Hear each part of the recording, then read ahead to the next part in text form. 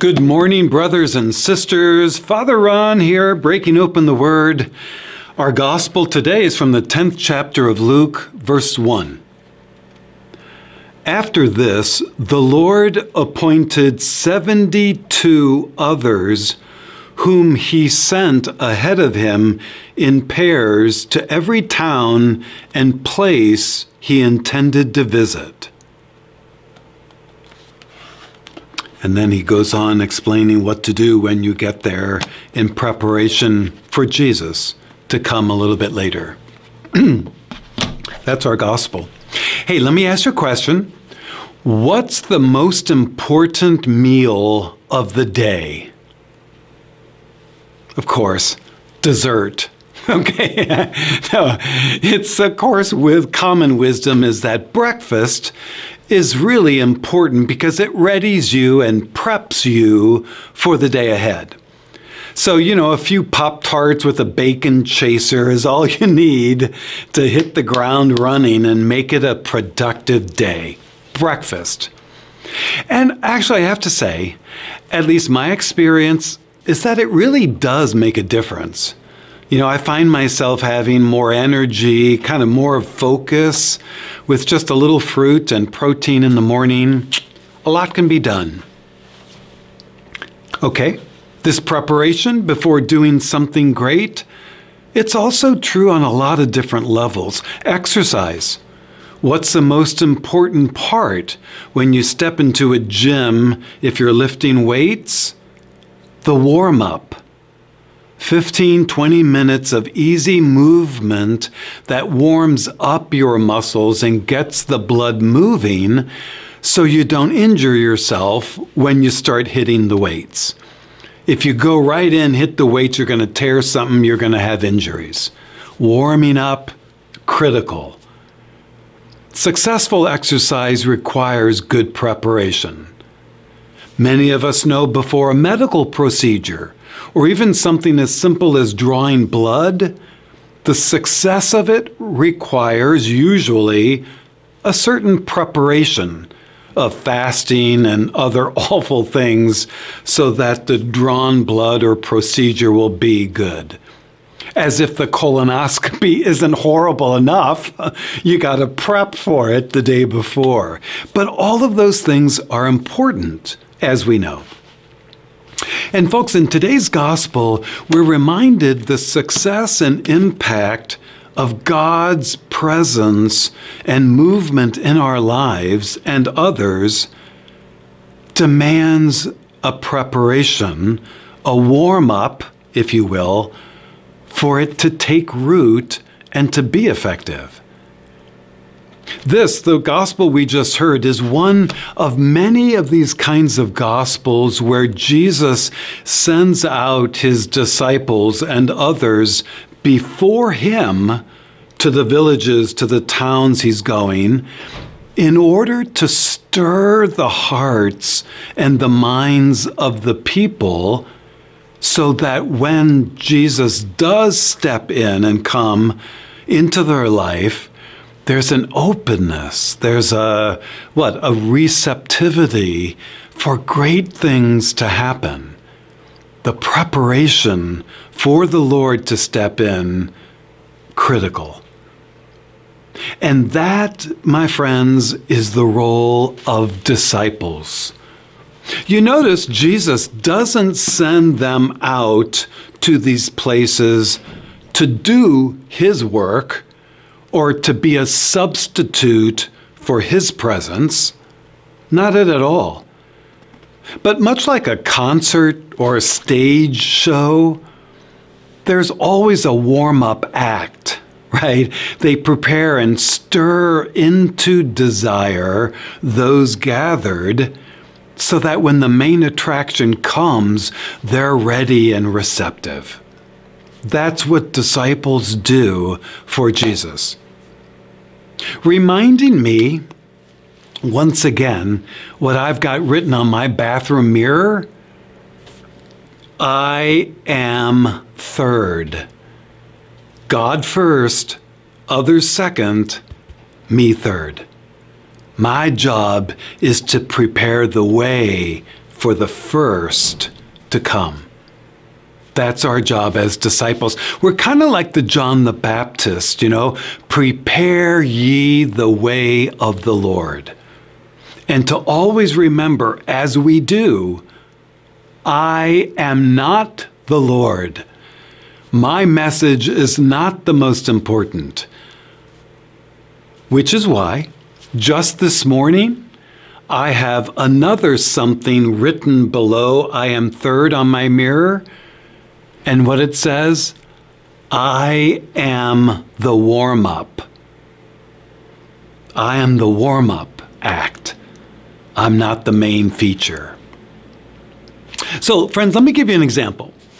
If I had a dime for every time a parent or a grandparent shared with me their heartbreak at their kids or grandchildren abandoning the faith, or at least not going to Mass anymore, and asked me, what can I say or do to get them to come back to Mass? If I had a dime for every time I heard that from people, I would be a rich man, and I would not be here now. I would be with Jeff Bezos and his wife on a yacht in Venice. Actually, I wouldn't. But I tell these people the same thing.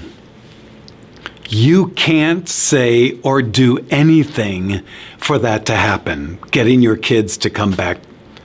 You don't have the power or the influence anymore to make that happen. But God does. And the power of God's Spirit can do such great things. Not you. Your job as disciples is to continue to witness and testify to the meaning of those things in your life. Why are they so important to you that you want to share it with them?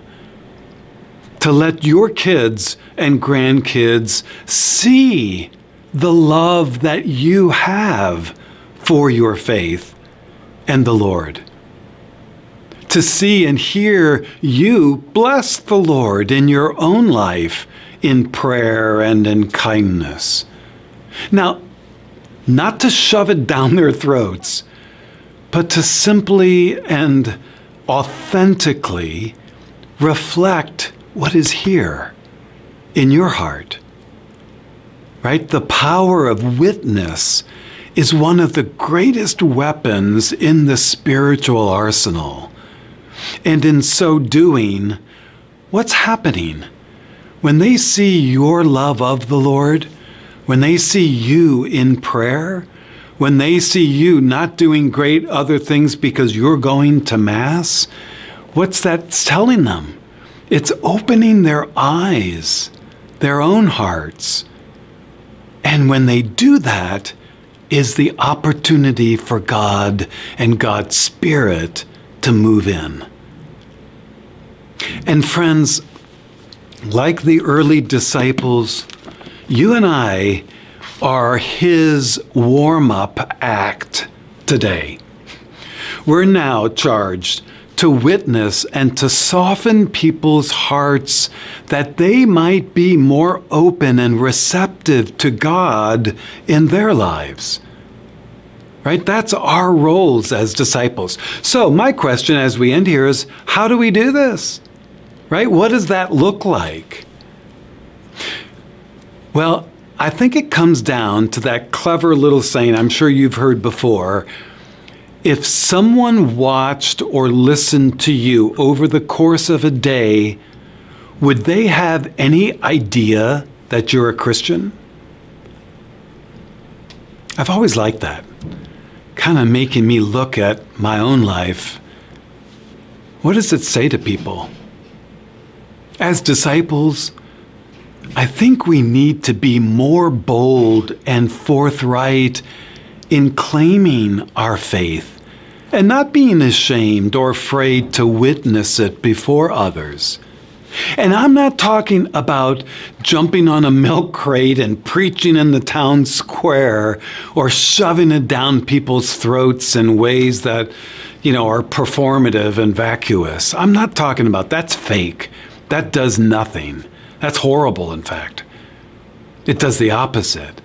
But authentically living and witnessing what you hold and cherish in your own hearts through small acts of service and invitation, witnessing that joy of your relationship with the Lord, with your families and churches, at the Walmart, in your pickleball classes, in schools, wherever you are.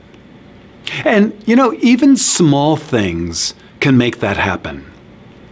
Like, for example, what I'm doing now this is no big deal, but it is for me, I suppose, in a way. What I'm doing now, I just started, is praying before meals when I'm out in public. Now, to be fair, I've always said my prayer before meals in public, but I didn't want to make a spectacle or a show of it, so I would just pause for a moment, close my eyes, say the prayer so no one would know what I'm doing, and then go eat. But that expression isn't the same thing as when I'm home and I draw the cross upon me before meal, asking the nourishment of this food upon my mind, my heart, and my actions. I like that better. The little quiet pause before meals in public, it doesn't communicate the same thing in my own heart, much less to anyone watching. But that's not why I'm doing it, right? So I don't want to be ashamed. So now I do that sign of the cross, and I make it authentic and bold. Because what happens? When those around you see what you're doing, for just a moment, they think something like God or faith or religion or spirituality or something along those lines, because they see you in that position. And then what happens? There is a crack that opens up, that the Spirit then can move into their own hearts and move them to new places. You're the warm-up for something else to come into their lives. But if we hold it back, nothing happens, right? But it's got to be honest and true. Because again, then if it's not, if you're doing it for show, then it's all about you, right? The opposite of discipleship. So that's a small thing, but it might do something. Another thing, a friend of mine implemented a rule in his house. No TV, no cell phone, no music, Sunday mornings until noon. So it's a small way that he says to set aside and keep at least a part of God's day holy and exclusively for him. Now, his kids think it's cruel and harsh, especially during football season. But, in a world where we're bombarded with noise and light and things drawing our attention, my friend, he finds it important to create the stillness and the space for our own hearts to reflect on greater things, and wanting to teach and pass that value to his children. What a great disciple he is, right? Laying the groundwork and foundation for those he loves to be open and receptive to the presence of God to step into their lives. That's discipleship. That's warming people up. So friends, as we go into our new week that's before us, let's remember our role as his warm-up act. So may I end by offering a suggestion, something you and I can do to help one another in that. What is something that you do, or maybe have seen done by others, that have turned your thoughts to God? Right? How do you or others you know witness and testify their love for God and their faith in their life that has turned your mind to the same by seeing or hearing them? What's something we can do, small and subtle, to prepare ye the way of the Lord, like those disciples? And when you have that thing, share it with us. So on the comments in our YouTube page, share it there. Or go to our Facebook. If you have Facebook, put it there. What's something you've seen or done that can help us? Maybe we might implement in our own life. Or if you think about it, send us an email and let us know what it is. hi@thegodminute.org. And what we'll do during the course of this coming week is periodically just offer some of these suggestions that you've put for the rest of us to maybe incorporate as well. Helping, supporting one another. What a beautiful thing it is. Friends, thank you for being with me today. May God's blessing hold you now in the name of the Father, Son, and Holy Spirit. Amen. Let's go, disciples. Let's love and prepare ye the way of the Lord. And we'll see you tomorrow.